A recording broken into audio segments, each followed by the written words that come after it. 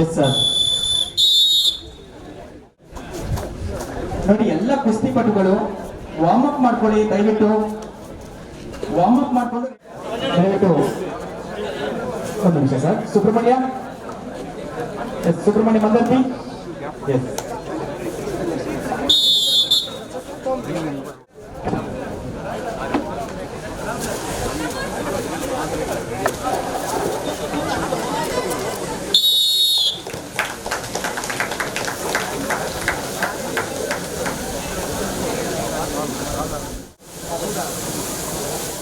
Mohammad Afnan C excellent Sunari, Venkatesh T जीपीओसी Bengaluru.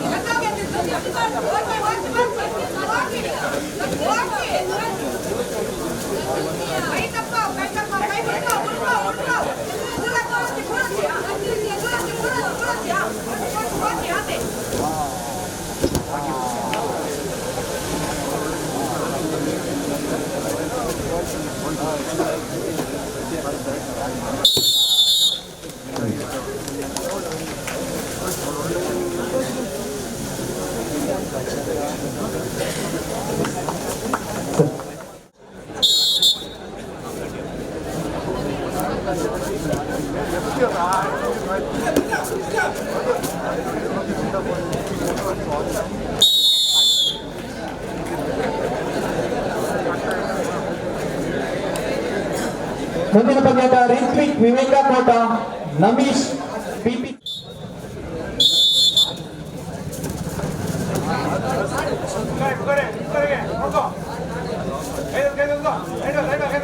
ಮುಂದಿನ ಪಂದ್ಯದ ಯಶವಂತ್ ಗುರುಕುಲ, Kumar RNS ಕೂತಾಪುರ ರೆಡಿಯಾಗಿ.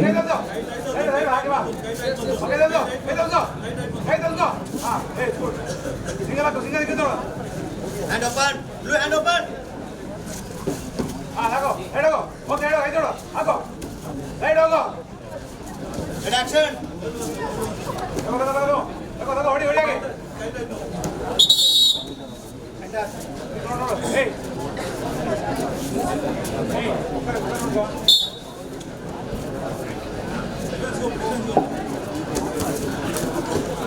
Side here. Head up.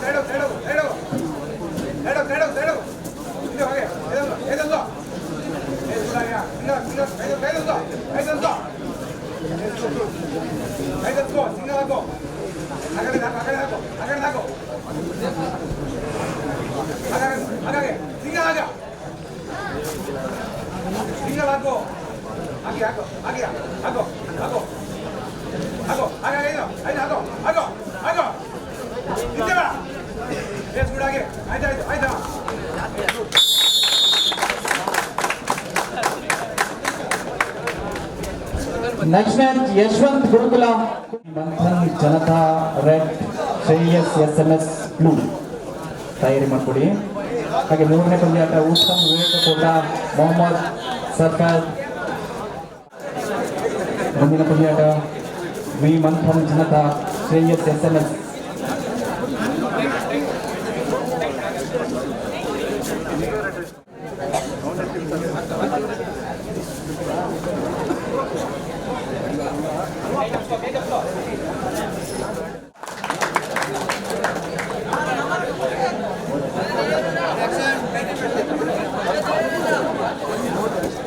Ah,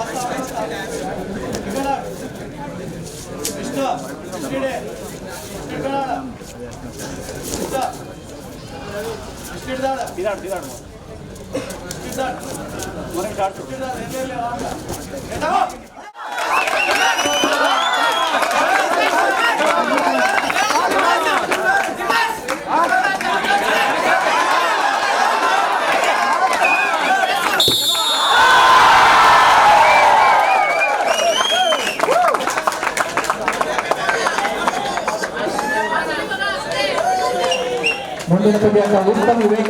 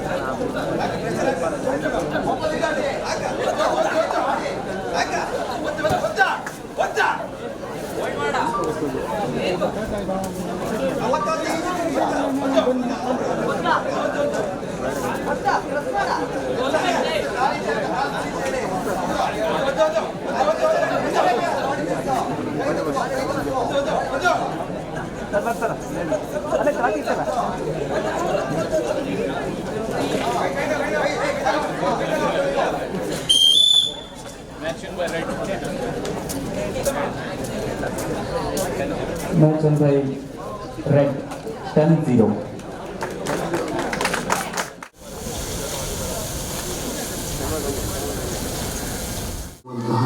ಉದ್ಘೋಷಕ ಪೀಠದ ಹಾರತಿಯ ಶುಭ ನುಡಿಯೊಂದಿಗೆ ಜ್ಯೋತಿಯನ್ನು ಬೆಳಗಿಸಿ ನಿರಂತರವಾಗಿ ಉದ್ಘಾಟನೆಯಲ್ಲಿ ಗೌರವಾನ್ವಿತರು ವಂದನೆಗಳು ಸರ್ ವಂದಿಸಿಕೊಳ್ತಾ ಇದ್ದೇವೆ.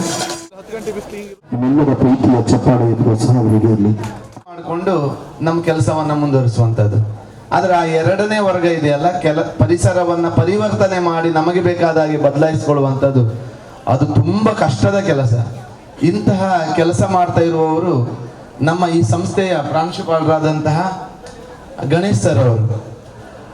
ಯಾಕಂತ ಹೇಳಿದ್ರೆ ಈ ಭಾಗದಲ್ಲಿ ಎಲ್ಲ ನಗರ ಕೇಂದ್ರಿತವಾಗಿ ಶಿಕ್ಷಣ ಅನ್ನುವಂಥದ್ದು ಬೆಳೆಯುತ್ತಿರುವ ಸಂದರ್ಭದಲ್ಲಿ ಇಂತಹ ಒಂದು ಸಣ್ಣ ಗ್ರಾಮದಲ್ಲಿ ಅತ್ಯಂತ ಕಡಿಮೆ ಅವಧಿಯಲ್ಲಿ ಈ ಮಟ್ಟಿನ ಸಾಧನೆ, ಸಾಂಸ್ಕೃತಿಕವಾಗಿಯೂ ಅಥವಾ ಕ್ರೀಡಾ ಸಾಧನೆಯಾಗಿಯೂ ಅದನ್ನ ಜಾಗತಿಕ ಮಟ್ಟದಲ್ಲಿ, ಅಂತಾರಾಷ್ಟ್ರೀಯ ಮಟ್ಟದಲ್ಲಿ ಬೆಳಕಿಗೆ ತಂದವರು ಈ ಸಂಸ್ಥೆಯ ಪ್ರಾಂಶುಪಾಲರು.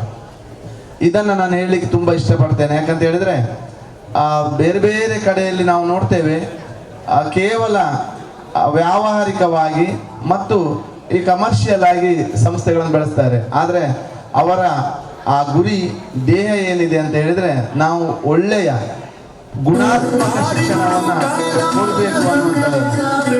ಎಲ್ಲಿವರೆಗೆ ಗುಣಾತ್ಮಕ ಶಿಕ್ಷಣ ಸಿಗುವುದಿಲ್ವಾ ಅಲ್ಲಿವರೆಗೆ ನಮ್ಮ ಯಾವ ಜನಾಂಗವನ್ನು ನಾವು ಭಾವಿ ಭವಿಷ್ಯವನ್ನ ಕೊಡ್ಲಿಕ್ಕೆ ಸಾಧ್ಯವೇ ಇಲ್ಲ ಅಂತ ಹೇಳ್ಬೋದು.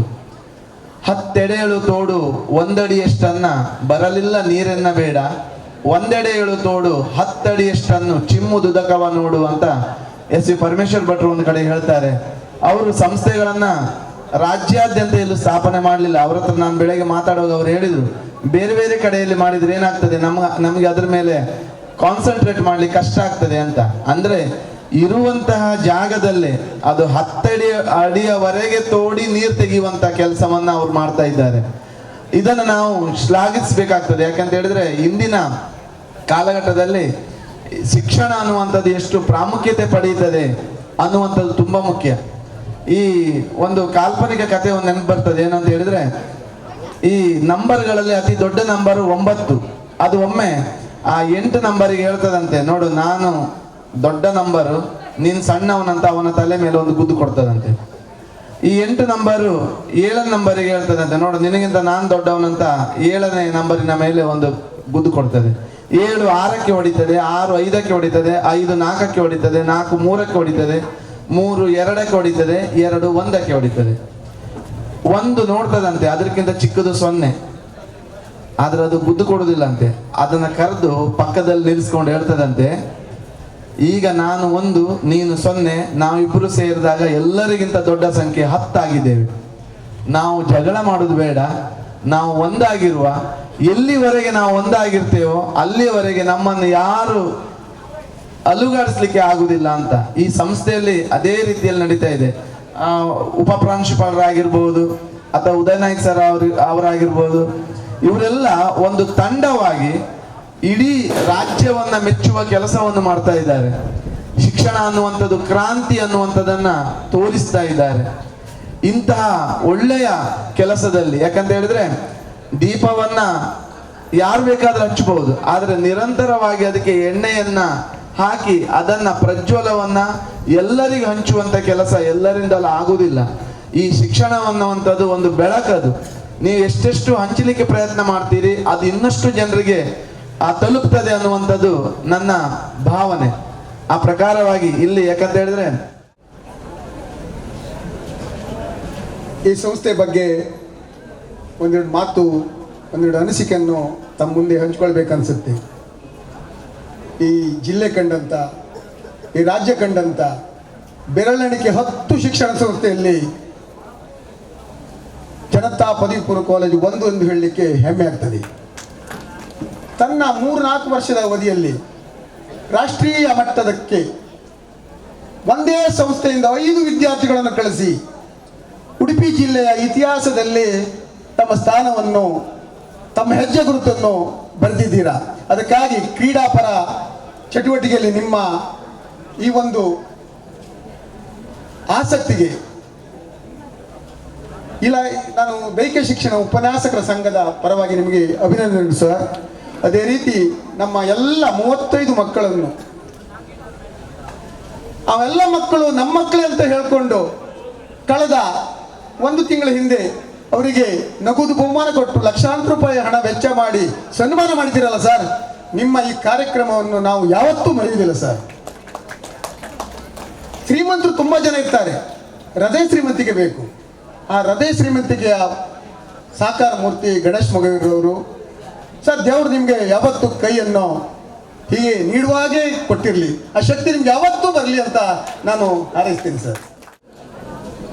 ಕಾರಣ ಅಂದರೆ ಈಗಾಗಲೇ ಸಾಕಷ್ಟು ಸಮಯ ಆಗಿದೆ. ಪ್ರೀತಿ ವಿದ್ಯಾರ್ಥಿ ಕ್ರೀಡಾ ಸ್ಪರ್ಧಿಗಳೇ, ಕುಸ್ತಿಪಟುಗಳೇ, ಕ್ರೀಡೆಯನ್ನು ಒಂದು ಕ್ರೀಡಾ ಸ್ಫೂರ್ತಿಯಿಂದ ಆಡಿ, ಕ್ರೀಡೆಯಿಂದ ನಮಗೆ ಸಾಕಷ್ಟು ಅನುಕೂಲ ಆಗ್ತದೆ.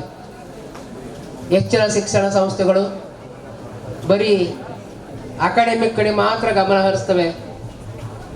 ಮಕ್ಕಳನ್ನು PUC ಒಳ್ಳೆ ಮಾರ್ಕ್ಸ್ ತೆಗಿಬೇಕು, ಒಳ್ಳೆ ಅಂಕಗಳನ್ನು ತೆಗಿಸ್ಬೇಕು, ಇಂಜಿನಿಯರಿಂಗ್ ಮಾಡಿಸ್ಬೇಕು, ಮೆಡಿಕಲ್ ಮಾಡಿಸ್ಬೇಕು, ಮತ್ತೊಂದು ಮಾಡಬೇಕು ಅಂತಕ್ಕಂಥದ್ದು. ಆದರೆ ಕ್ರೀಡೆ ಕೂಡ ಅತಿ ಮುಖ್ಯ. ಕ್ರೀಡೆಯಲ್ಲಿ ಇತ್ತೀಚೆಗೆ ರಿಸರ್ವೇಷನ್ ಕೂಡ ತಂದಿದ್ದಾರೆ. 2% ರಿಸರ್ವೇಷನ್ ಇರ್ಬೋದು. ರಿಸರ್ವೇಷನ್ ಕೂಡ ಉದ್ಯೋಗಗಳಲ್ಲಿ ಮತ್ತು ಶಿಕ್ಷಣದಲ್ಲಿ ನಮಗೆ ಕ್ರೀಡಾ ಸ್ಪರ್ಧಿಗಳಿಗೆ ರಾಜ್ಯ ಮತ್ತು ರಾಷ್ಟ್ರ ಮಟ್ಟದಲ್ಲಿ ಆಯ್ಕೆ ಆಗತಕ್ಕಂಥ ಮಕ್ಕಳಿಗೆ ರಿಸರ್ವೇಷನ್ ಕೂಡ ಇದೆ. ಹಾಗಾಗಿ ಅದನ್ನು ಬಳಸ್ಕೊಳ್ಬೇಕಾದ್ರೆ ನಾವು ಕ್ರೀಡೆಯಲ್ಲಿ ಕೂಡ ನಮಗೆ ಸಾಕಷ್ಟು ನಮ್ಮ ವಿದ್ಯಾರ್ಥಿಗಳ ಅವಕಾಶ ಇದೆ. ಕ್ರೀಡೆಯಿಂದ ನಮಗೆ ಸಮಾಜಕ್ಕೆ, ಸಮಾಜದಲ್ಲಿ ಹೊಂದಾಣಿಕೆ ಮಾಡ್ಕೊಂಡು ಬಾಳಲಿಕ್ಕೆ, ಸಂಘಟನೆಯಲ್ಲಿ ಮುಂದೆ ಉರಿಲಿಕ್ಕೆ, ನಾಯಕತ್ವವನ್ನು ವಹಿಸ್ಕೊಳ್ಳಿಕ್ಕೆ, ಮತ್ತು sound mind in sound body ಅಂತ ಹೇಳ್ತೀವಿ. ಹಾಗೆ ದೇಹ ಸದೃಢವಾಗಿದ್ದರೆ, ನಾವು ಆರೋಗ್ಯವಾಗಿದ್ದರೆ ನಮ್ಮ ಮೈಂಡ್ ಕೂಡ ಚೆನ್ನಾಗಿರ್ತದೆ. ಅದು ಕ್ರೀಡೆಯಲ್ಲಿ ಭಾಗವಹಿಸಿದಾಗ ಮಾತ್ರ ನಮಗೆ ನಾವು ಆರೋಗ್ಯವಾಗಿರ್ಲಿಕ್ಕೆ ಸಾಧ್ಯ. ಆದ್ದರಿಂದ ನಾವು ಮಾನಸಿಕವಾಗಿ ಕೂಡ ಸಬಲರಾಗಿರ್ತೀವಿ.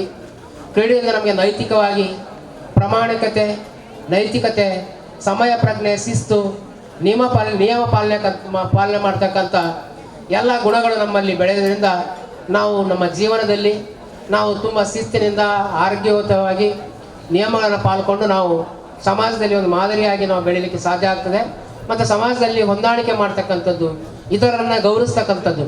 ನಾವು ಆಟ ಆಡ್ತೀವಿ, ಆಟ ಆದ ನಂತರ ಗೆಲ್ಲಿ ಆದರೆ ಎದುರಾಳಿಯನ್ನು ಕೈ ಕುಲುಕಿಸಿ ಅವರನ್ನು ಅಪ್ಪಿಕೊಂಡು ಅಭಿನಂದಿಸ್ತೀವಿ. ಸೋತರೂ ಕೂಡ ಅಭಿನಂದಿಸ್ತೀವಿ, ಗೆದ್ದರೂ ಕೂಡ ಅಭಿನಯಿಸ್ತೀವಿ. ಇದರಿಂದ ನಮ್ಮಲ್ಲಿ ಏನಾಗುತ್ತೆ ಅಂದರೆ ಇವರು ನಮ್ಮವರು, ಜಸ್ಟ್ ಇದು ಒಂದು ಕ್ರೀಡೆ ಅಂತಕ್ಕಂಥ ಭಾವನೆ ಬೆಳೀತದೆ. ಅದರಿಂದ ಹಗೆತನ ಆಗಲಿ ವೈರತ್ವ ಆಗಲಿ ಬೆಳೆದಲ್ಲಿ ಕ್ರೀಡೆಯಿಂದ ಇನ್ನು ನಾವು ಸಮಾಜದಲ್ಲಿ ಸಾಮರಸ್ಯವನ್ನು ಕಾಪಾಡಲಿಕ್ಕೆ ಸಾಧ್ಯ ಆಗ್ತದೆ.